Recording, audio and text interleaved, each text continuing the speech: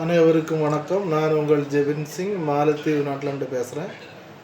இன்றைக்கி காலையில் நம்ம மாலத்தீவில் ஒரு பையனை சந்திக்க நேர்ந்தது. அவன் மாலத்தீவுக்கு வந்து ஒரு மாதம்தான் ஆயிருக்கு. ஸோ அவன் அவனோட பேசும்போது அவன் 2 லட்ச ரூபா கொடுத்து, ஏஜெண்ட்டுக்கு 2 லட்ச ரூபா கொடுத்து மாலத்தீவுக்கு வந்திருக்கேன். 2 லட்சம் INR கொடுத்து $350 சேலரிக்கு இங்கே வந்திருக்கான்.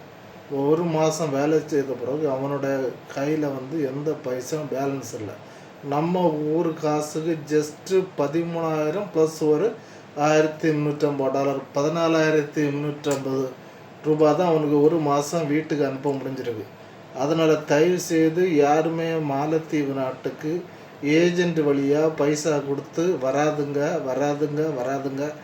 நான் சொல்கிறேன். சேலரி எவ்வளவு தந்தாலுமே மாலத்தீவு நாட்டில் 13,000 ரூபாய்க்கு மேலே வீட்டுக்கு அனுப்ப முடியாது. அதில் தயவுசெய்து யாரும் மாலத்தீவு நாட்டுக்கு வராங்க.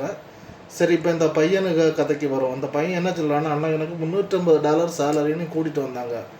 ஆனால் இந்த $350 எனக்கு MVRல தான் பே பண்ணுறாங்க. MVRல பே பண்ணுற MVRனா எங்களோட காசு 15.42. $1 = 15.42.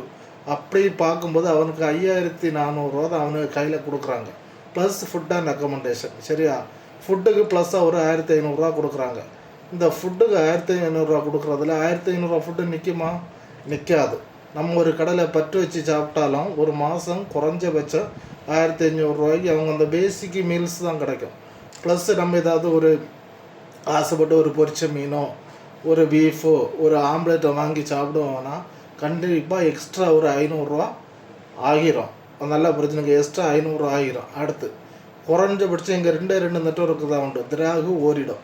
இப்போ இந்த ரெண்டுக்குமே குறைஞ்ச பேசிக், அதாவது வீட்டுக்கு பேசணுமெങ്കിൽ டெய்லி 1 GB உள்ளது ஒரு மந்த்துக்கு 500 MVR. சரியா? அதுக்கு மேலே நம்ம எக்ஸ்ட்ரா இந்த சோப்பு, சீப்பு, கண்ணாடி, நம்ம இந்த சர்ப்பு இதெல்லாம் வாங்குறது, எண்ணெய் வாங்கணும் தலைக்கு, இதெல்லாம் வாங்கும்போது ஒரு 200 MVR போயிடும். அதுக்கு மேலே நமக்கு தெரியும், ஒரு ஆப்பிள், ஒரு ஆரஞ்சு, ஏதோ ஃப்ரூட்ஸ் ஐட்டம் எதாவது சாப்பிட்டோம்னா, ரொம்ப சிக்கனாக சாப்பிட்டாலும் அது ஒரு 200 ரூபா ஆகிரும். அதுக்கு மேலே டீ செலவு. நம்ம காலத்தை ஒரு டீ, ஈவினிங் ஒரு டீ, குறைஞ்சபட்சம் நமக்கு 20 ரூபா. காலைல நைட் சாயங்காலம் 20 ரூபா, 40 ரூபா ஆயிரும். சரியா? அந்த வகையில் ரூபாய் 1,200 ரூபா நமக்கு ஆயிரும்.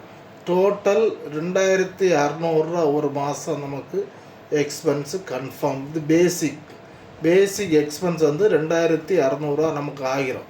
இதுக்கு மேலே என்ன பிரச்சனைன்னு சொன்னால், நமக்கு பேங்க் வழியாக பைசா ரூபா, நம்ம நாட்டுக்கு பேங்க் வழியாக ரூபா அனுப்பும்போது 2,000 சில ரூபா நமக்கு போயிடும்.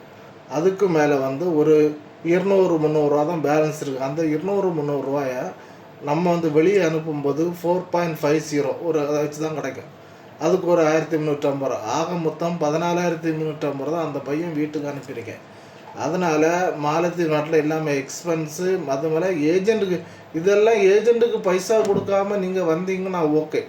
ஆனால் ஏஜெண்ட்டுக்கு பைசா கொடுத்து மாலத்தீவுக்கு வராதுங்காத இந்த டிரைவரு, லேபர்ஸ் இவங்க தான் ரொம்ப பாதிக்கப்படுறாங்க. தயவுசெய்து இது ஒரு அவேர்னஸ் வீடியோ எடுத்துகிட்டு இந்த கால்குலேஷன் எல்லாம் போட்டு பாருங்கள்.